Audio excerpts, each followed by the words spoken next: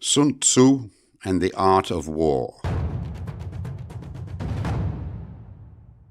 Chapter 1. Laying Plans. Sun Tzu said, "The art of war is of vital importance to the state. It is a matter of life and death, a road either to safety or to ruin. Hence it is a subject of inquiry which can on no account be neglected." The art of war, then, is governed by 5 constant factors to be taken into account in one's deliberations when seeking to determine the conditions obtaining in the field. These are 1. The moral law. 2. Heaven. 3. Earth. 4. The commander. 5. Method and discipline. The moral law causes the people to be in complete accord with their ruler, so that they will follow him regardless of their lives, undismayed by any danger. Heaven signifies night and day, cold and heat, times and seasons. Earth comprises distances, great and small, danger and security, open ground and narrow passes, the chances of life and death. The commander stands for the virtues of wisdom, sincerity, benevolence, courage, and strictness. By method and discipline are to be understood the marshalling of the army in its proper subdivisions, the graduations of rank among the officers, the maintenance of roads by which supplies may reach the army, and the control of military expenditure. These 5 heads should be familiar to every general. He who knows them will be victorious. He who knows them not will fail.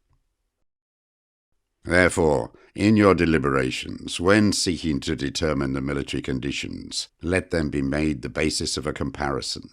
In this wise: 1.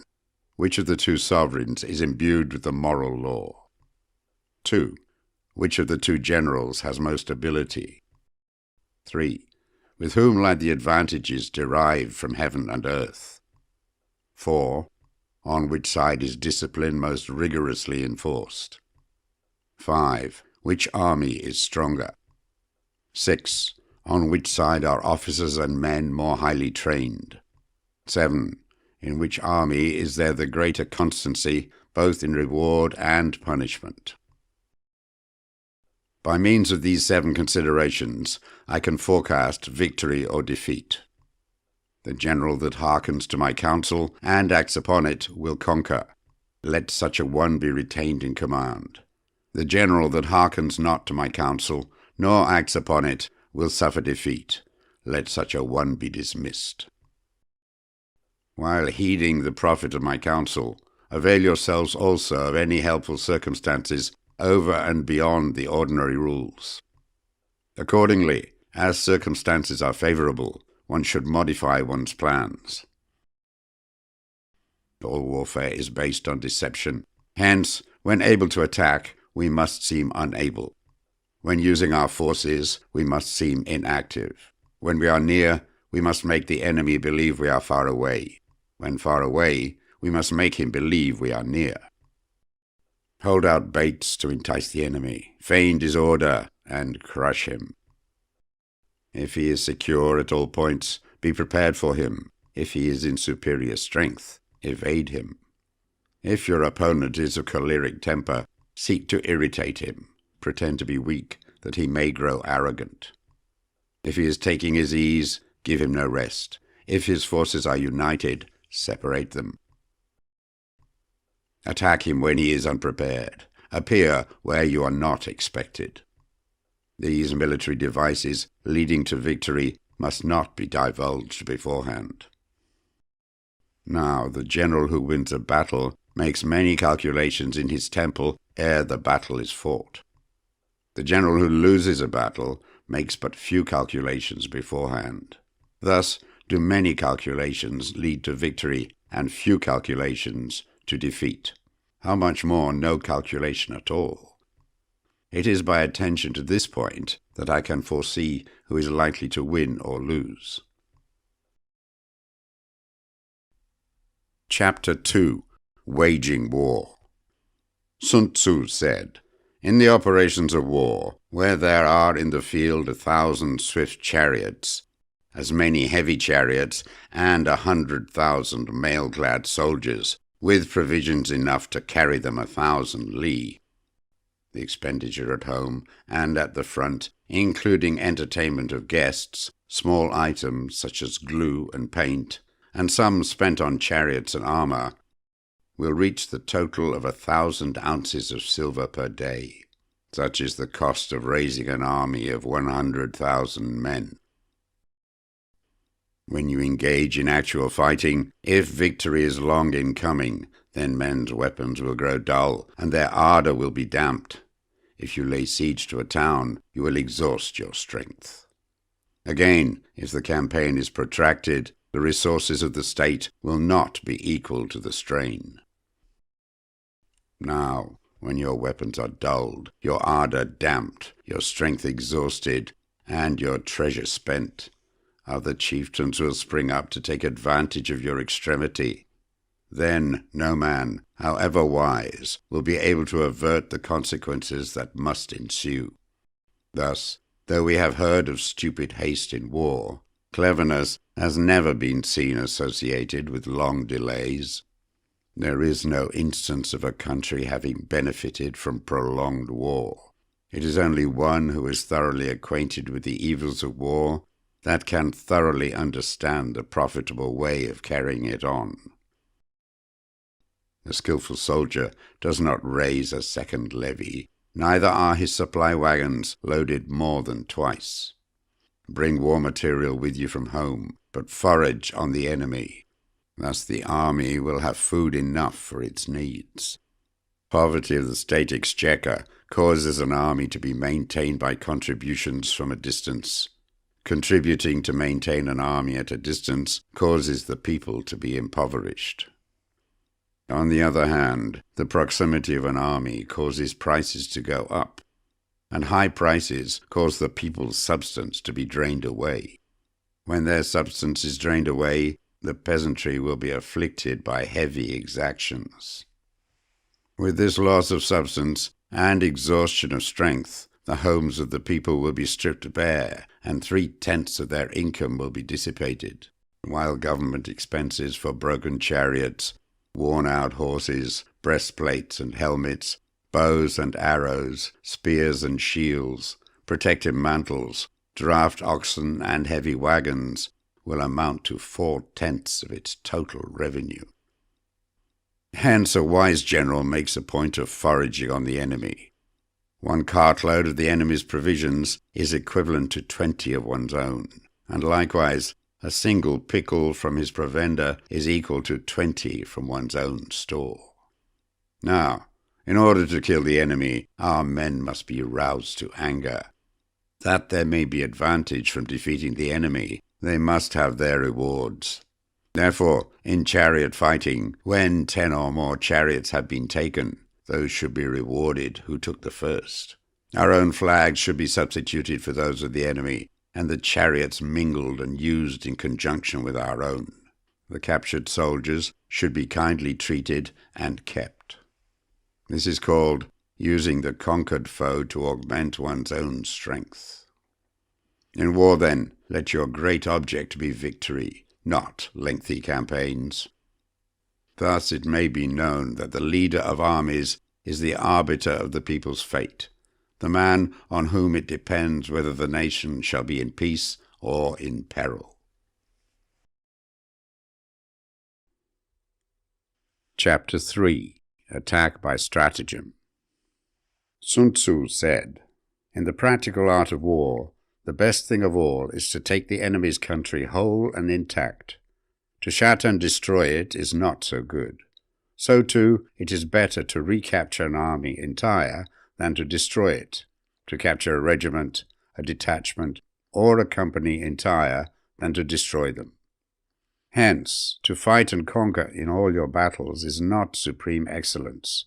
Supreme excellence consists in breaking the enemy's resistance without fighting." Thus, the highest form of generalship is to balk the enemy's plans. The next best is to prevent the junction of the enemy's forces.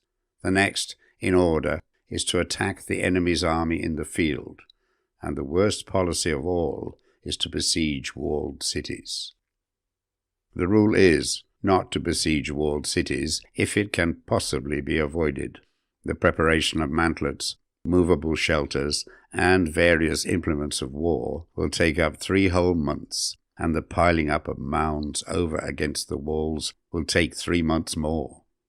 The general, unable to control his irritation, will launch his men to the assault like swarming ants, with the result that 1/3 of his men are slain, while the town still remains untaken.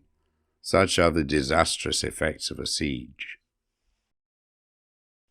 Therefore, the skilled leader subdues the enemy's troops without any fighting. He captures their cities without laying siege to them. He overthrows their kingdom without lengthy operations in the field. With his forces intact, he will dispute the mastery of the empire, and thus, without losing a man, his triumph will be complete. This is the method of attacking by stratagem. It is the rule in war, if our forces are 10 to the enemy's 1, to surround him; if 5 to 1, to attack him; if twice as numerous, to divide our army into 2. If equally matched, we can offer battle. If slightly inferior in numbers, we can avoid the enemy. If quite unequal in every way, we can flee from him. Hence, though an obstinate fight may be made by a small force, in the end it must be captured by the larger force.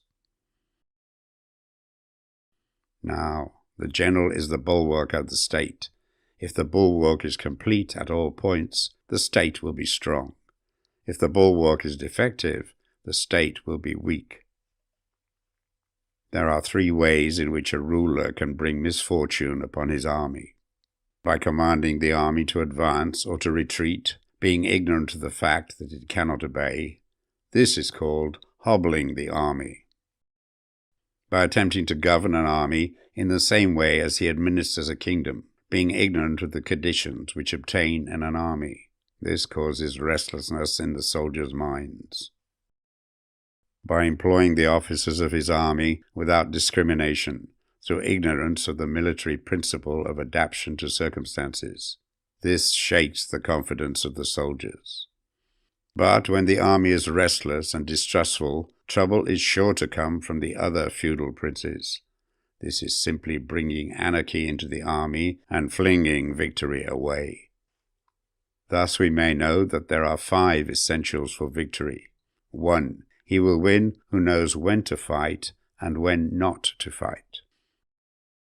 2. He will win who knows how to handle both superior and inferior forces. 3. He will win whose army is animated by the same spirit throughout all its ranks. 4. He will win who, prepared himself, waits to take the enemy unprepared. 5. He will win who has military capacity and is not interfered with by the sovereign.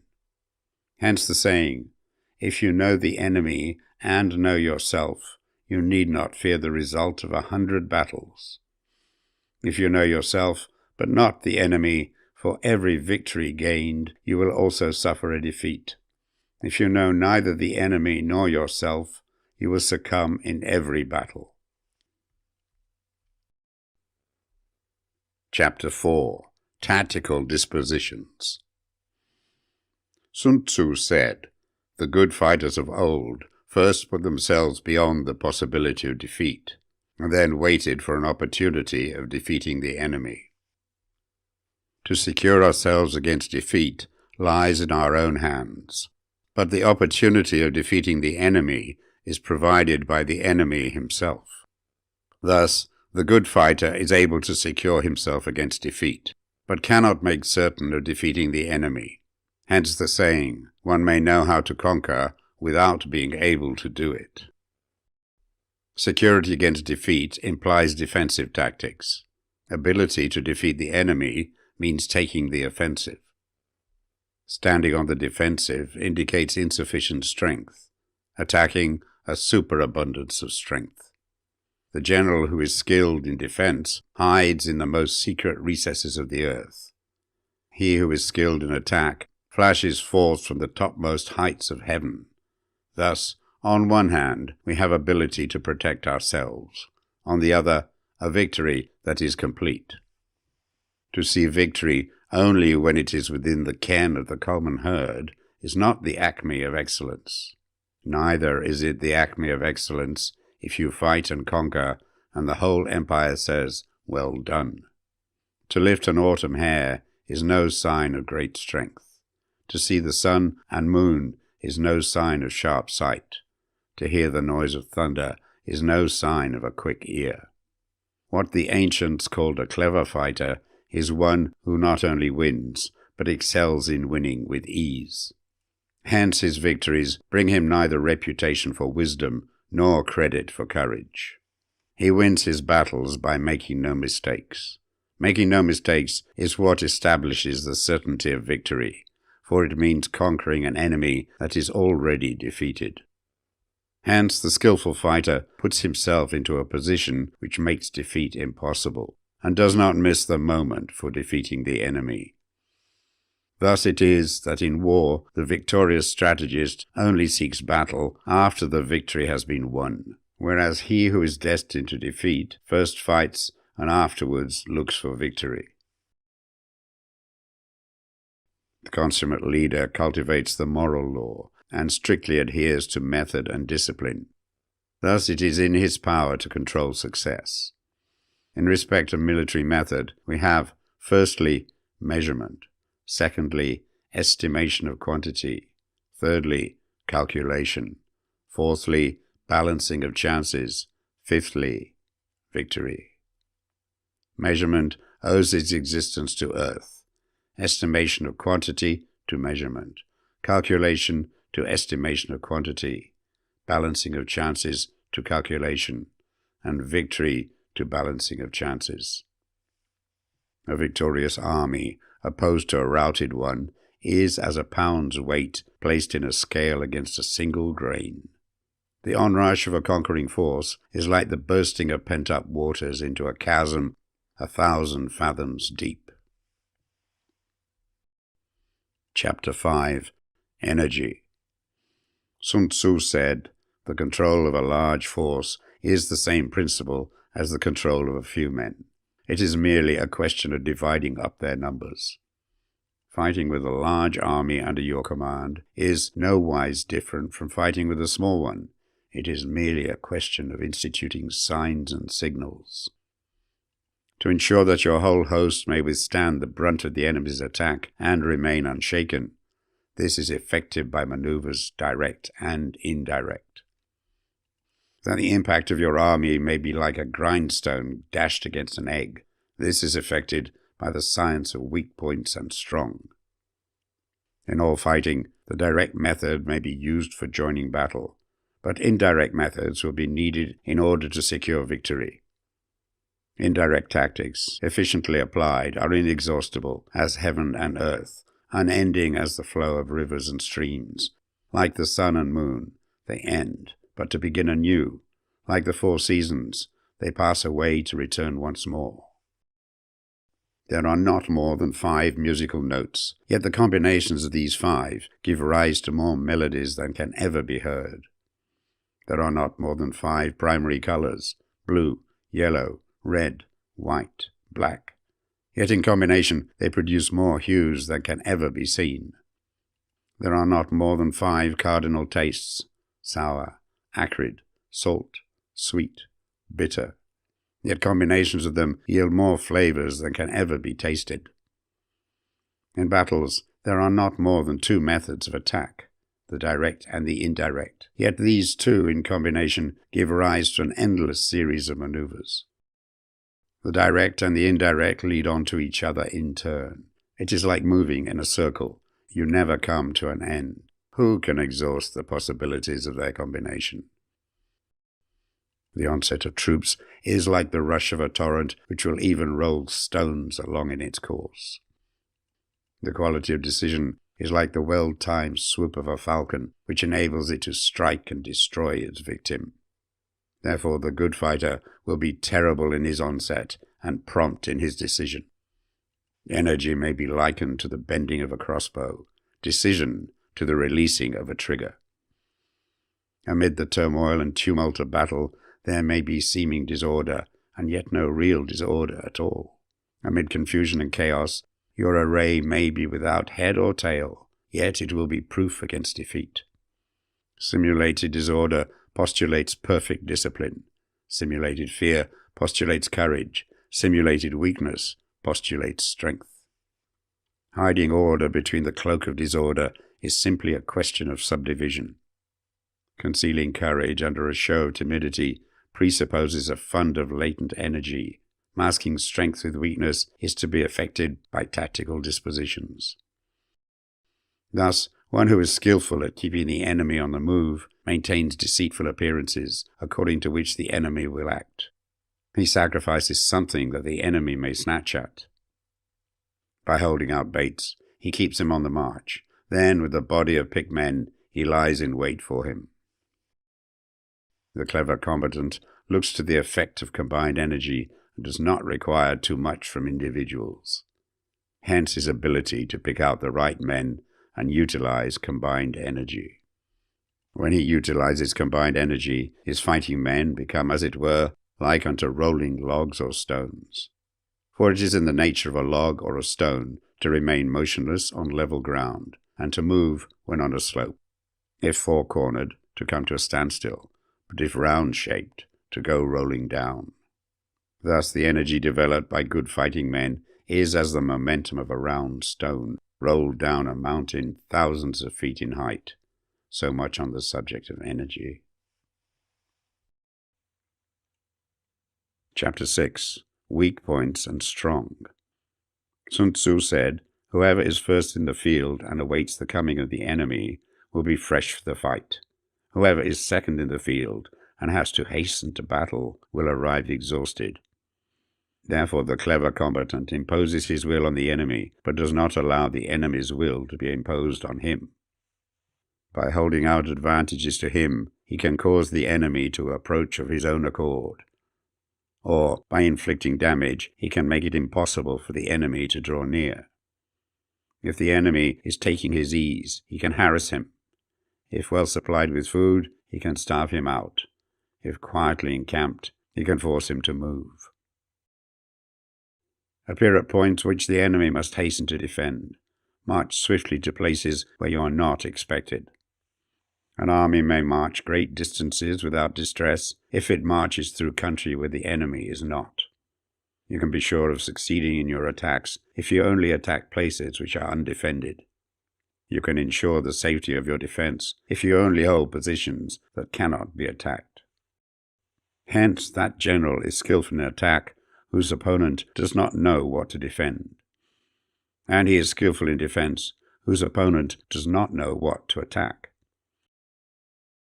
O divine art of subtlety and secrecy, through you we learn to be invisible, through you inaudible, and hence we can hold the enemy's fate in our hands. You may advance and be absolutely irresistible if you make for the enemy's weak points. You may retire and be safe from pursuit if your movements are more rapid than those of the enemy. If we wish to fight, the enemy can be forced to an engagement even though he be sheltered behind a high rampart and a deep ditch. All we need to do is attack some other place that he will be obliged to relieve. If we do not wish to fight, we can prevent the enemy from engaging us even though the lines of our encampment be merely traced out on the ground. All we need to do is to throw something odd and unaccountable in his way. By discovering the enemy's dispositions and remaining invisible ourselves, we can keep our forces concentrated while the enemy's must be divided. We can form a single united body while the enemy must split up into fractions. Hence, there will be a whole pitted against separate parts of a whole, which means that we shall be many to the enemy's few. And if we are able thus to attack an inferior force with a superior one, our opponents will be in dire straits. The spot where we intend to fight must not be made known, for then the enemy will have to prepare against a possible attack at several different points. And his forces being thus distributed in many directions, the numbers we shall have to face at any given point will be proportionately few. For should the enemy strengthen his van, he will weaken his rear. Should he strengthen his rear, he will weaken his van. Should he strengthen his left, he will weaken his right. Should he strengthen his right, he will weaken his left. If he sends reinforcements everywhere, he will everywhere be weak. Numerical weakness comes from having to prepare against possible attacks. Numerical strength from compelling our adversary to make these preparations against us. Knowing the place and the time of the coming battle, we may concentrate from the greatest distances in order to fight.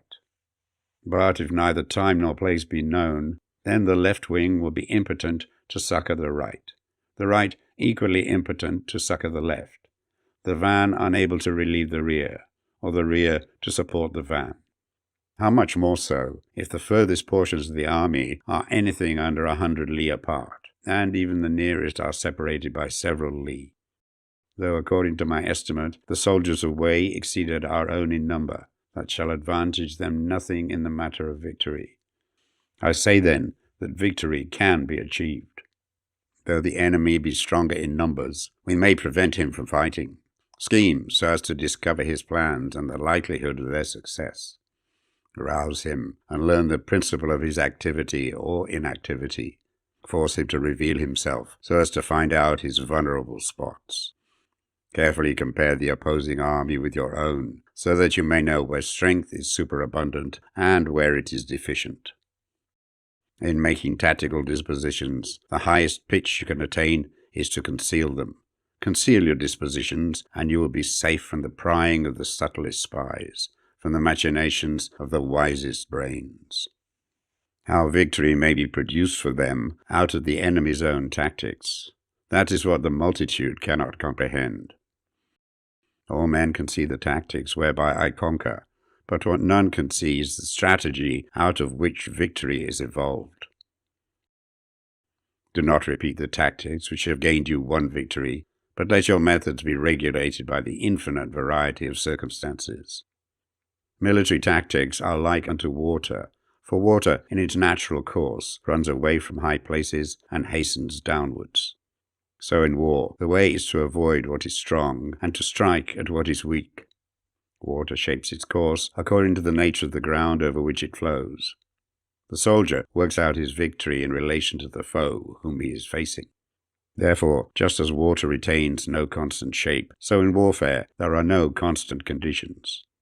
He who can modify his tactics in relation to his opponent and thereby succeed in winning may be called a heaven-born captain.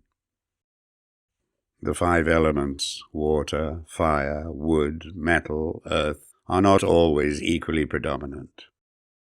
The 4 seasons make way for each other in turn. There are short days and long. The moon has its periods of waning and waxing.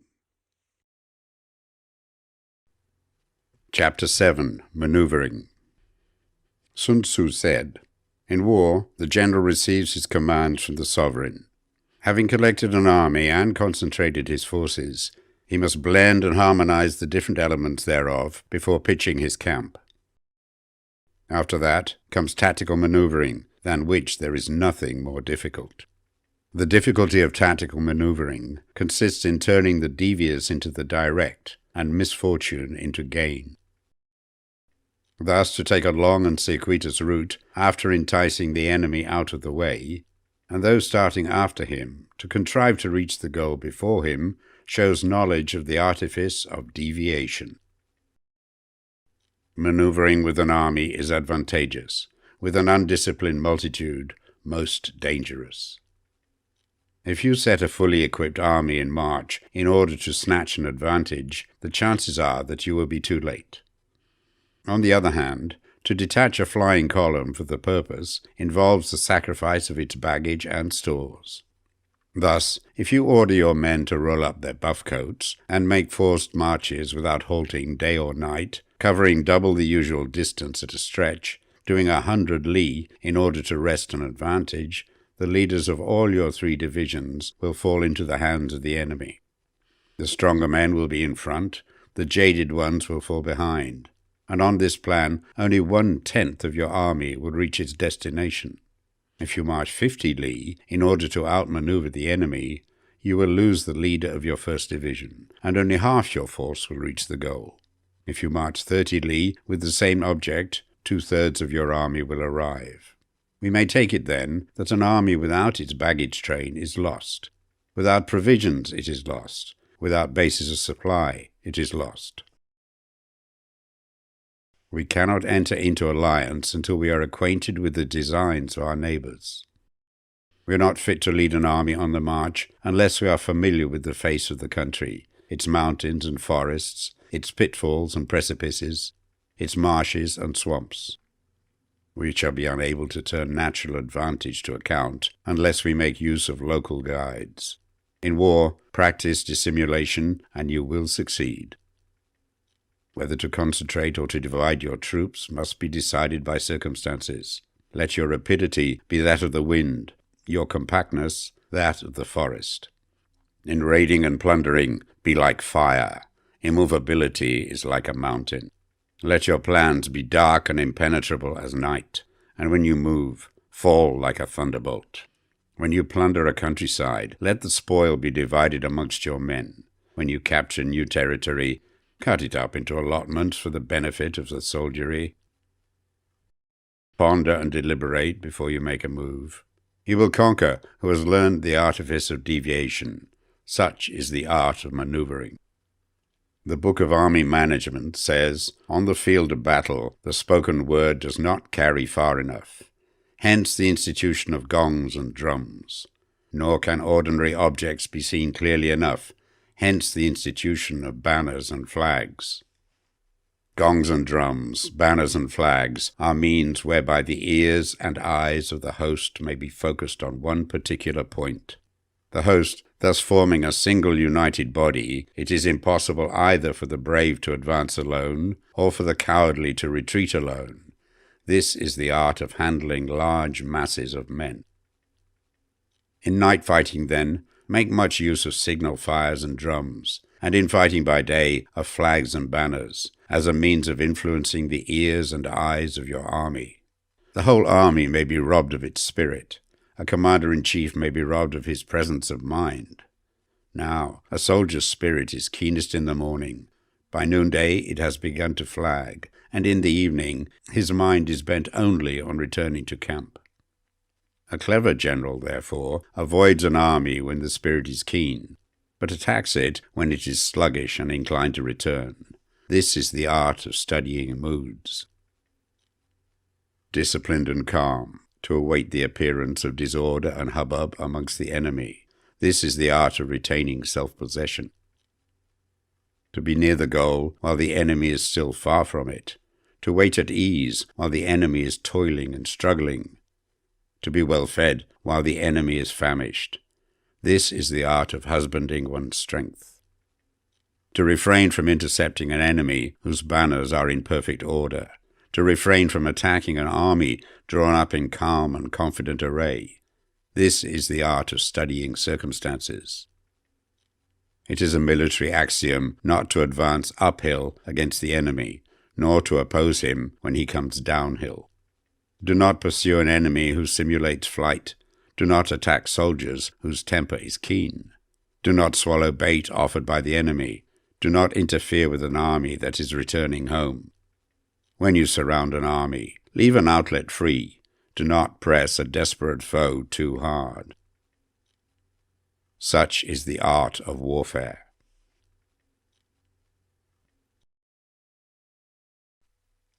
Chapter 8. Variation in Tactics. Sun Tzu said, in war, the general receives his commands from the sovereign, collects his army, and concentrates his forces. When in difficult country, do not encamp. In country where high roads intersect, join hands with your allies. Do not linger in dangerously isolated positions. In hemmed-in situations, you must resort to stratagem. In desperate position, you must fight. There are roads which must not be followed, armies which must not be attacked, towns which must be besieged, positions which must not be contested, commands of the sovereign which must not be obeyed. The general who thoroughly understands the advantages that accompany variation of tactics knows how to handle his troops. The general who does not understand these may be well acquainted with the configuration of the country, yet he will not be able to turn his knowledge to practical account. So, the student of war who is unversed in the art of war of varying his plans, even though he be acquainted with the 5 advantages, will fail to make the best use of his men. Hence, in the wise leader's plans, considerations of advantage and of disadvantage will be blended together.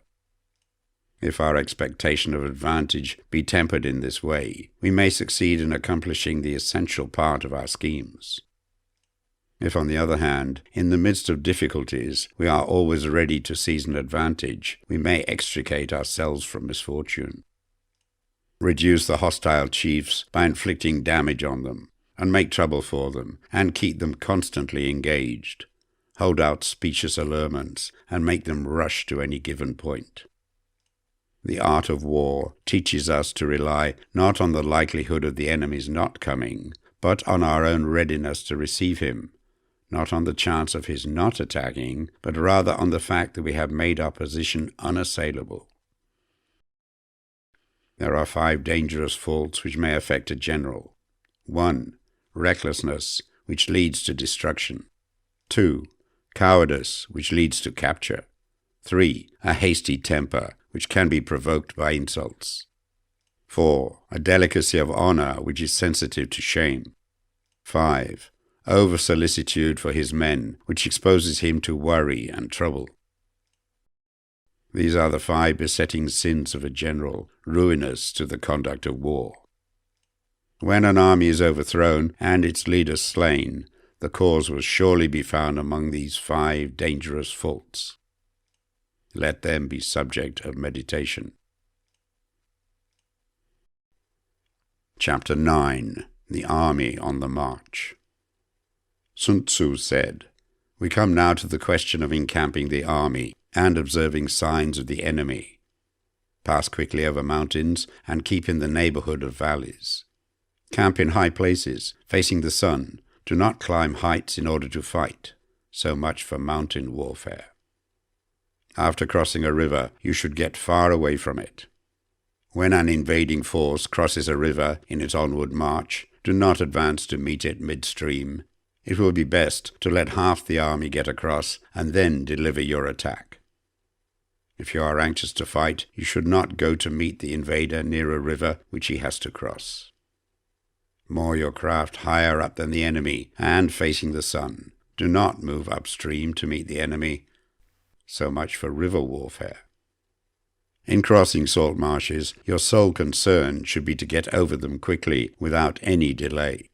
If forced to fight in a salt marsh, you should have water and grass near you and get your back to a clump of trees. So much for operations in salt marshes. In dry, level country, take up an easily accessible position with rising ground to your right and on your rear, so that the danger may be in front and safety lie behind. So much for campaigning in flat country. These are 4 useful branches of military knowledge which enabled the Yellow Emperor to vanquish 4 several sovereigns. All armies prefer high ground to low and sunny places to dark. If you are careful with your men and camp on hard ground, the army will be free from disease of every kind, and this will spell victory. When you come to a hill or a bank, occupy the sunny side, with the slope on your right rear.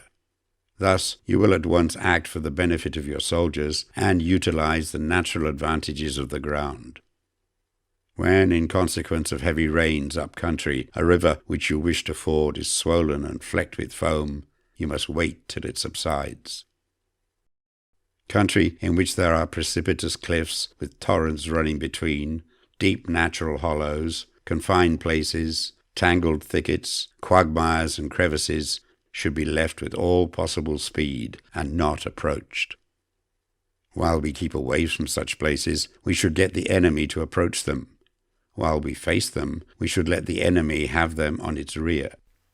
If in the neighborhood of your camp there should be any hilly country, Ponds surrounded by aquatic grass, hollow basins filled with reeds, or woods with thick undergrowth, they must be carefully routed out and searched. For these are places where men in ambush or insidious spies are likely to be lurking. When the enemy is close at hand and remains quiet, he is relying on the natural strength of his position.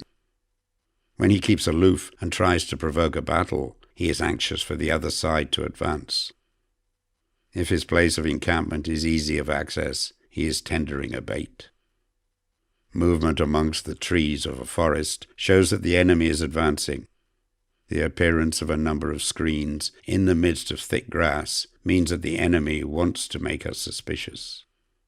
The rising of birds in their flight is the sign of an ambuscade.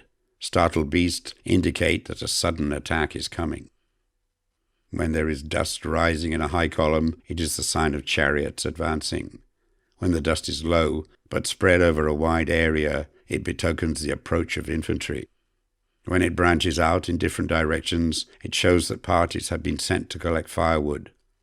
A few clouds of dust moving to and fro signify that the army is encamping. Humble words and increased preparations are signs that the enemy is about to advance. Violent language and driving forward as if to attack are signs that he will retreat. When the light chariots come out first and take up a position on the wings, it is a sign that the enemy is forming for battle. Peace proposals, unaccompanied by a sworn covenant, indicate a plot. When there is much running about and the soldiers fall into rank, it means that the critical moment has come. When some are seen advancing and some retreating, it is a lure. When the soldiers stand leaning on their spears, they are faint from want of food. If those who are sent to draw water begin by drinking themselves, the army is suffering from thirst. If the enemy sees an advantage to be gained and makes no effort to secure it, the soldiers are exhausted. If birds gather on any spot, it is unoccupied. Clamor by night betokens nervousness.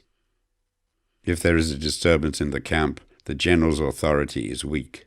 If the banners and flags are shifted about, sedition is afoot. If the officers are angry, it means the men are weary. When an army feeds its horses with grain and kills its cattle for food, and when the men do not hang their cooking pots over the campfires, showing that they will not return to their tents, you may know that they are determined to fight to the death. The sign of men whispering together in small knots or speaking in subdued tones points to disaffection amongst the rank and file. Too frequent rewards signify that the enemy is at the end of his resources. Too many punishments betray a condition of dire distress. To begin by bluster, but afterwards to take fright at the enemy's numbers, shows a supreme lack of intelligence. When envoys are sent with compliments in their mouths, it is a sign that the enemy wishes for a truce. If the enemy's troops march up angrily and remain facing ours for a long time without either joining battle or taking themselves off again, the situation is one that demands great vigilance and circumspection. If our troops are no more in numbers than the enemy, that is amply sufficient. It only means that no direct attack can be made. What we can do is simply to concentrate all our available strength, keep a close watch on the enemy, and obtain reinforcements. He who exercises no forethought but makes light of his opponents is sure to be captured by them. If soldiers are punished before they have grown attached to you, they will not prove submissive, and, unless submissive, then will be practically useless. If, when soldiers have become attached to you, punishments are not enforced, they will still be useless.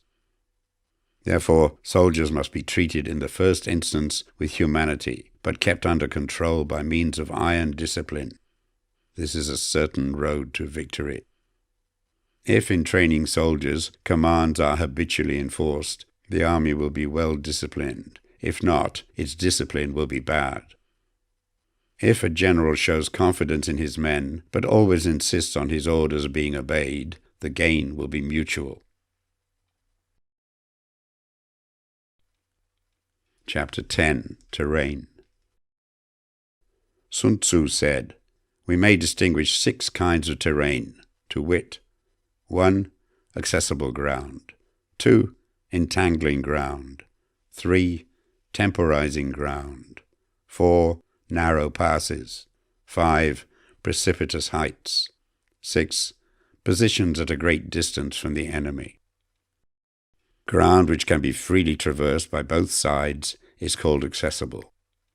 With regard to ground of this nature, be before the enemy in occupying the raised and sunny spots, and carefully guard your line of supplies.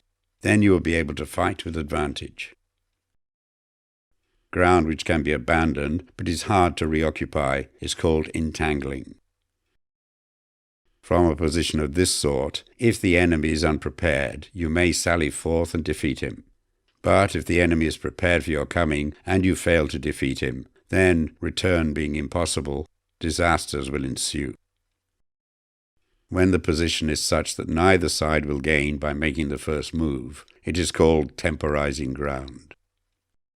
In a position of this sort, even though the enemy should offer us an attractive bait, it will be advisable not to stir forth, but rather to retreat, thus enticing the enemy in his turn.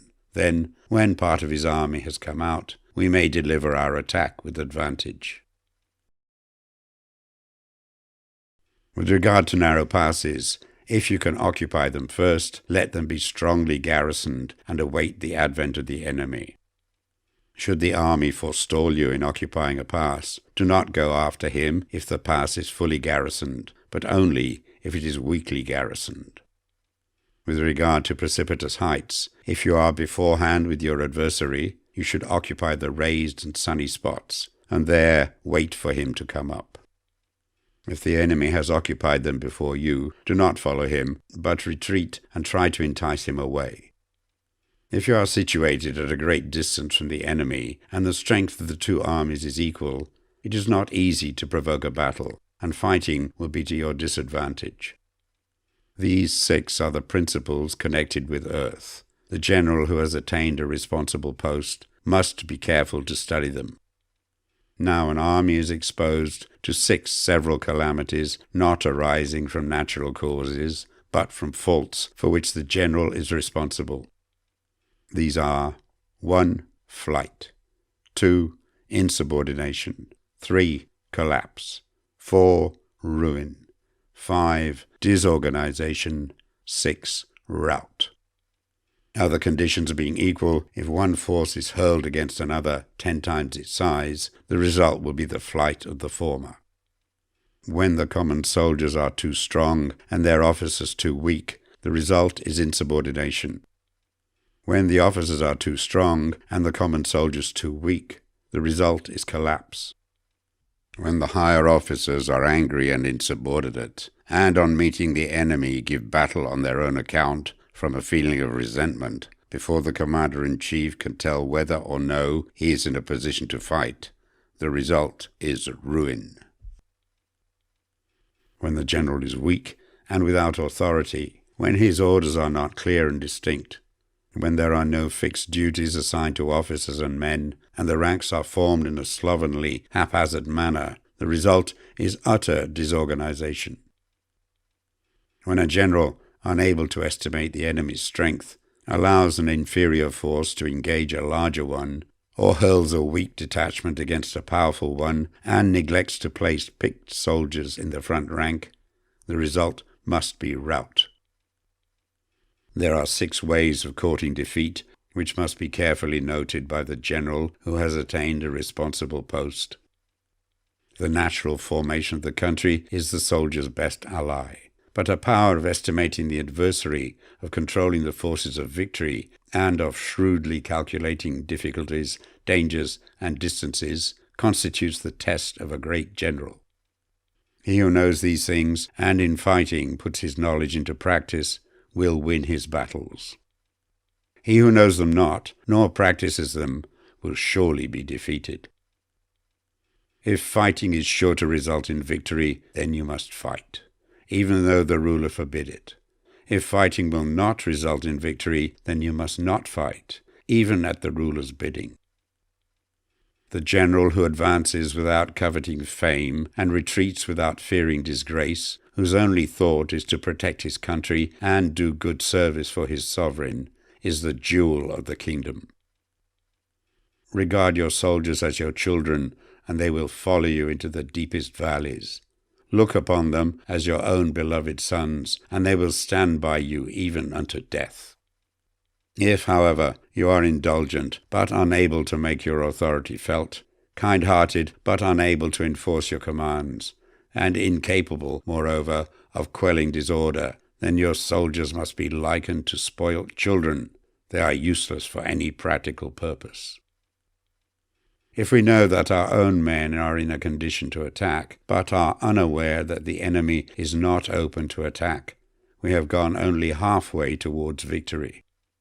If we know that the enemy is open to attack, but are unaware that our own men are not in a condition to attack, we have only gone halfway towards victory. If we know that the enemy is open to attack, and also know that our men are in a condition to attack, but are unaware that the nature of the ground makes fighting impracticable, we have still gone only halfway towards victory. Hence the experienced soldier, once in motion, is never bewildered. Once he has broken camp, he is never at a loss. Hence the saying, if you know the enemy and know yourself, your victory will not stand in doubt. If you know heaven and know earth, you may make your victory complete. Chapter 11. The 9 Situations. Sun Tzu said, "The art of war recognizes 9 varieties of ground. 1. Dispersive ground. 2. Facile ground. 3. Contentious ground. 4. Open ground. 5. Ground of intersecting highways. 6. Serious ground. 7. Difficult ground. 8. Hemmed-in ground. 9. Desperate ground." When a chieftain is fighting in his own territory, it is dispersive ground. When he has penetrated into hostile territory, but to no great distance, it is facile ground. Ground the possession of which imports great advantage to either side is contentious ground. Ground on which each side has liberty of movement is open ground. Ground which forms the key to 3 contiguous states, so that he who occupies it first has most of the empire at his command, is a ground of intersecting highways. When an army has penetrated into the heart of a hostile country, leaving a number of fortified cities in its rear, it is serious ground. Mountain forests, rugged steeps, marshes and fens, all country that is hard to traverse, this is difficult ground.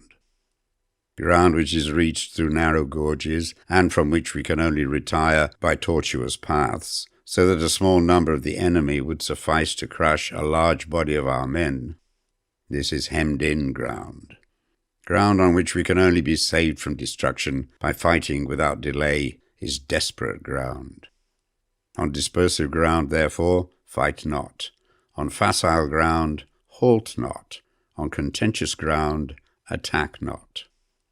On open ground, do not try to block the enemy's way. On the ground of intersecting highways, join hands with your allies. On serious ground, gather in plunder. In difficult ground, keep steadily on the march. On hemmed-in ground, resort to stratagem. On desperate ground, fight. Those who were called skillful leaders of old knew how to drive a wedge between the enemy's front and rear, to prevent cooperation between his large and small divisions, to hinder the good troops from rescuing the bad, the officers from rallying their men. When the enemy's men were united, they managed to keep them in disorder. When it was to their advantage, they made a forward move. When otherwise, they stopped still.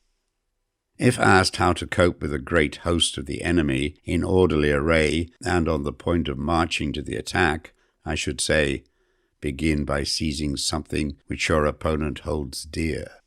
Then he will be amenable to your will. Rapidity is the essence of war. Take advantage of the enemy's unreadiness. Make your way by unexpected routes, and attack unguarded spots. The following are the principles to be observed by an invading force. The further you penetrate into a country, the greater will be the solidarity of your troops, and thus the defenders will not prevail against you. Make forays in fertile country in order to supply your army with food. Carefully study the well-being of your men and do not overtax them. Concentrate your energy and hoard your strength. Keep your army continually on the move and devise unfathomable plans. Throw your soldiers into positions whence there is no escape, and they will prefer death to flight. If they will face death, there is nothing they may not achieve. Officers and men alike will put forward their uttermost strength. Soldiers, when in desperate straits, lose the sense of fear. If there is no place of refuge, they will stand firm. If they are in hostile country, they will show a stubborn front. If there is no help for it, they will fight hard. Thus, without waiting to be marshalled, the soldiers will be constantly on the qui-vive, without waiting to be asked. They will do your will without restrictions. They will be faithful without giving orders. They can be trusted. Prohibit the taking of omens, and do away with superstitious doubts. Then, until death itself comes, no calamity need be feared. If our soldiers are not overburdened with money, it is not because they have a distaste for riches. If their lives are not unduly long, it is not because they are disinclined to longevity. On the day they are ordered out to battle, your soldiers may weep, those sitting up bedewing their garments, and those lying down letting the tears run down their cheeks. But let them once be brought to bay, and they will display the courage of a Chu or a Kui. The skillful tactician may be likened to the shuaijian. Now the shuaijian is a snake that is found in the Jiong Mountains. Strike at its head, and you will be attacked by its tail. Strike at its tail, and you will be attacked by its head. Strike at its middle, and you will be attacked by the head and tail, both. Asked if an army can be made to imitate the shuaijian, I should answer yes. For the men of Wu and the men of Yue are enemies, yet if they are crossing a river in the same boat and are caught by a storm, they will come to each other's assistance, just as the left hand helps the right. Hence it is not enough to put one's trust in the tethering of horses and the burying of chariot wheels in the ground. The principle on which to manage an army is to set up one standard of courage which all must reach. How to make the best of both strong and weak, that is a question involving the proper use of ground.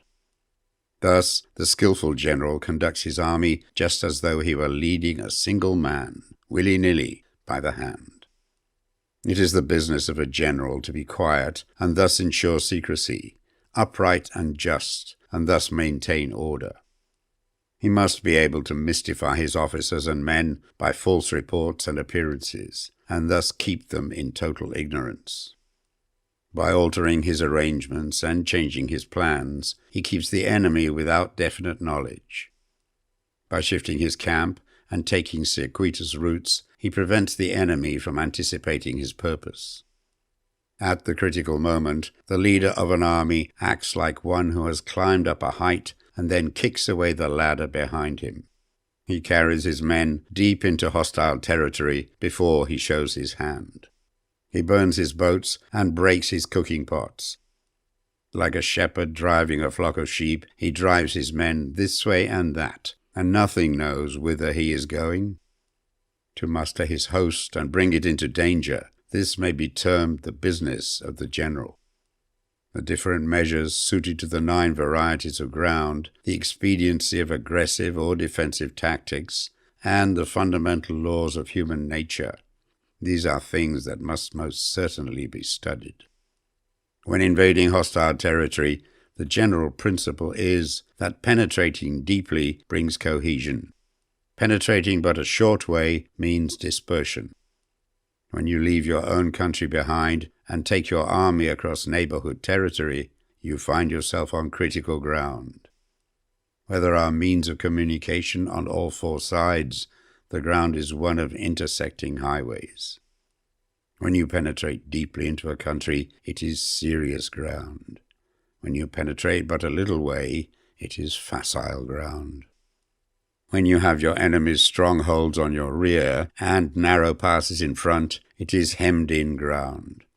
When there is no place of refuge at all, it is desperate ground. Therefore, on dispersive ground, I would inspire my men with unity of purpose. On facile ground, I would see that there is close connection between all parts of my army. On contentious ground, I would hurry up my rear. On open ground, I would keep a vigilant eye on my defenses. On ground of intersecting highways, I would consolidate my alliances. On serious ground, I would try to ensure a continuous stream of supplies. On difficult ground, I would keep pushing on along the road. On hemmed-in ground, I would block any way of retreat. On desperate ground, I would proclaim to my soldiers the hopelessness of saving their lives. For it is the soldier's disposition to offer an obstinate resistance when surrounded, to fight hard when he cannot help himself, and to obey promptly when he has fallen into danger. We cannot enter into alliance with the neighboring princes until we are acquainted with their designs. We are not fit to lead an army on the march unless we are familiar with the face of the country, its mountains and forests, its pitfalls and precipices, its marshes and swamps. We shall be unable to turn natural advantages to account unless we make use of local guides. To be ignored of any one of the following 4 or 5 principles does not befit a warlike prince. When a warlike prince attacks a powerful state, his generalship shows itself in preventing the concentration of the enemy's forces. He overawes his opponents, and their allies are prevented from joining against him. Hence he does not strive to ally himself with all and sundry, nor does he foster the power of other states. He carries out his own secret designs, keeping his antagonists in awe. Thus he is able to capture their cities and overthrow their kingdoms. Bestow rewards without regard to rule. Issue orders without regard to previous arrangements, and you will be able to handle a whole army as though you had to do it with but a single man. Confront your soldiers with the deed itself. Never let them know your design. When the outlook is bright, bring it before their eyes, but tell them nothing when the situation is gloomy. Place your army in deadly peril, and it will survive. Plunge it into desperate straits, and it will come off in safety. For it is precisely when a force has fallen into harm's way that it is capable of striking a blow for victory. Success in warfare is gained by carefully accommodating ourselves to the enemy's purpose. By persistently hanging on to the enemy's flank, we shall succeed in the long run in killing the commander-in-chief. This is called ability to accomplish a thing by sheer cunning. On the day that you take up your command, block the frontier passes, destroy the official tallies, and stop the passage of all emissaries. Be stern in the council chamber so that you may control the situation.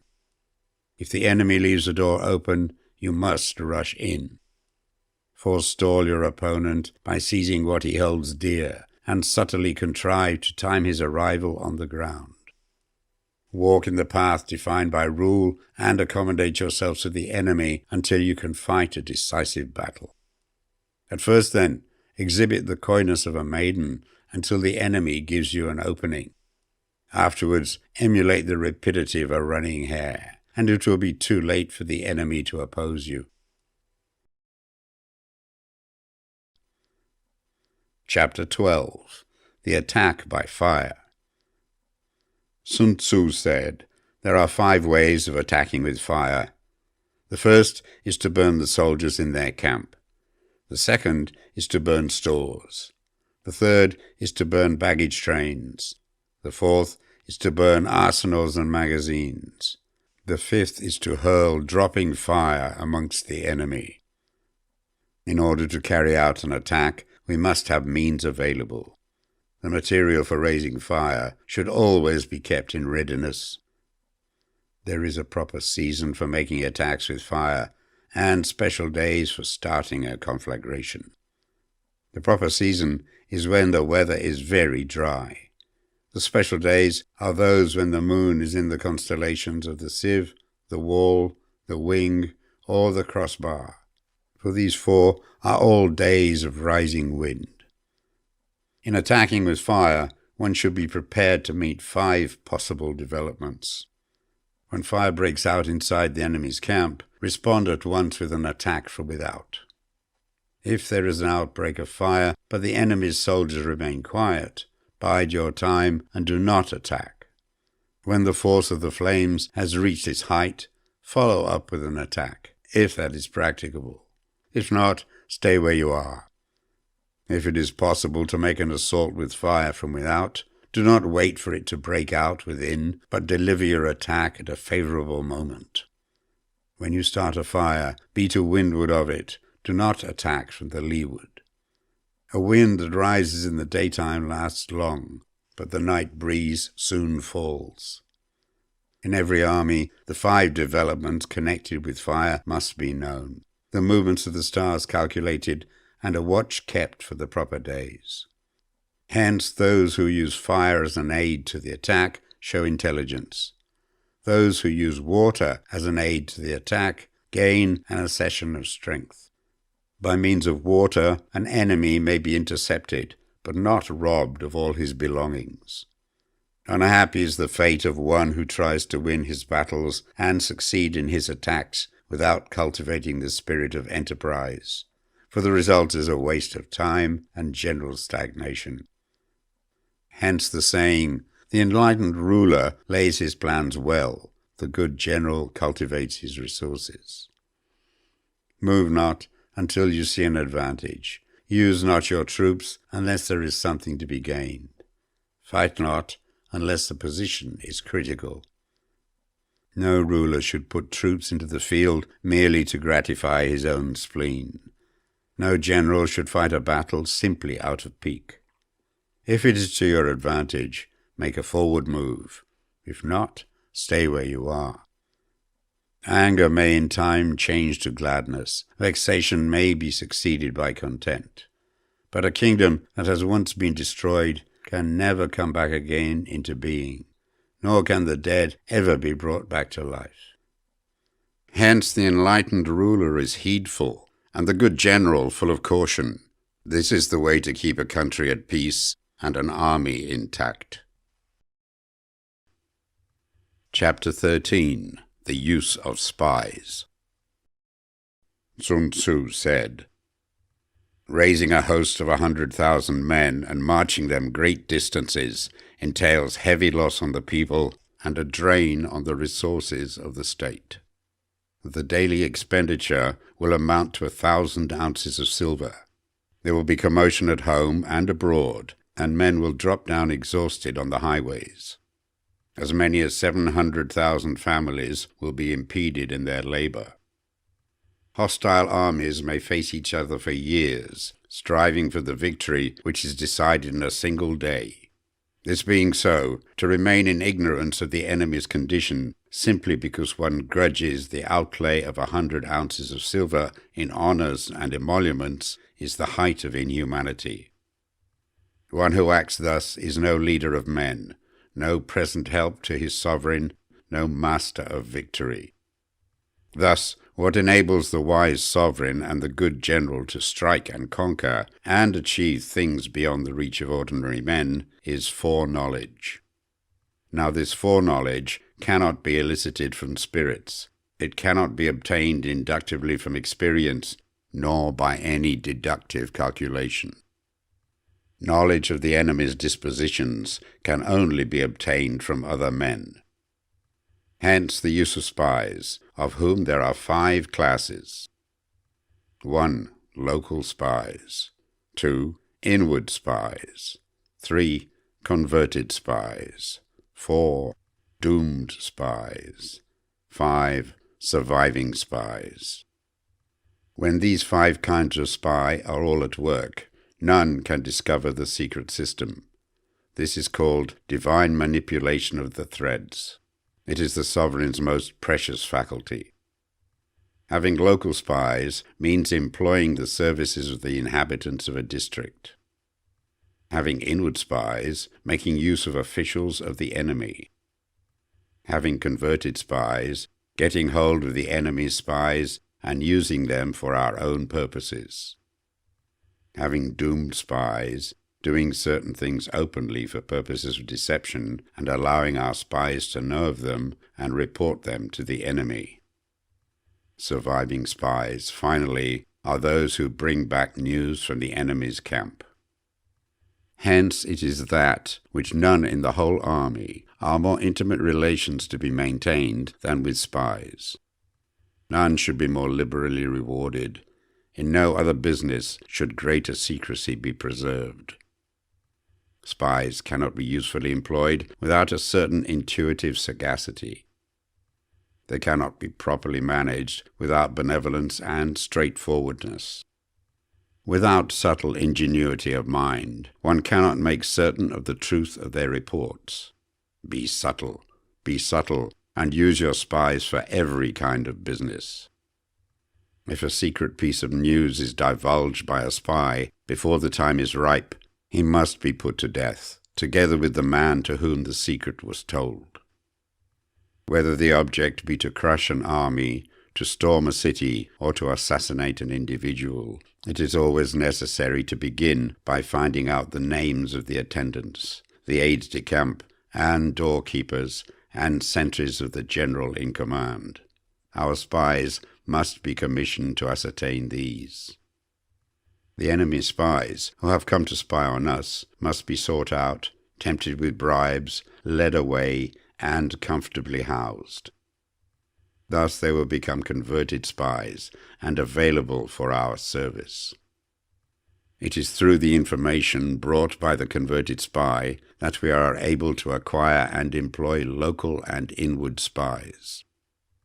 It is owing to his information again that we can cause the doomed spy to carry false tidings to the enemy. Lastly, it is by his information that the surviving spy can be used on appointed occasions.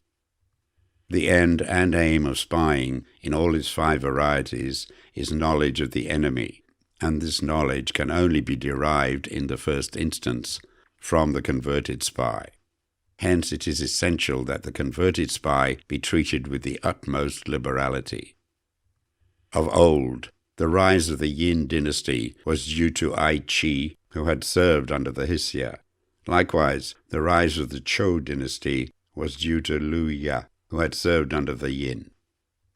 Hence, it is only the enlightened ruler and the wise general who will use the highest intelligence of the army for purposes of spying, and thereby they achieve great results. Spies are a most important element in warfare, because on them depends an army's ability to move.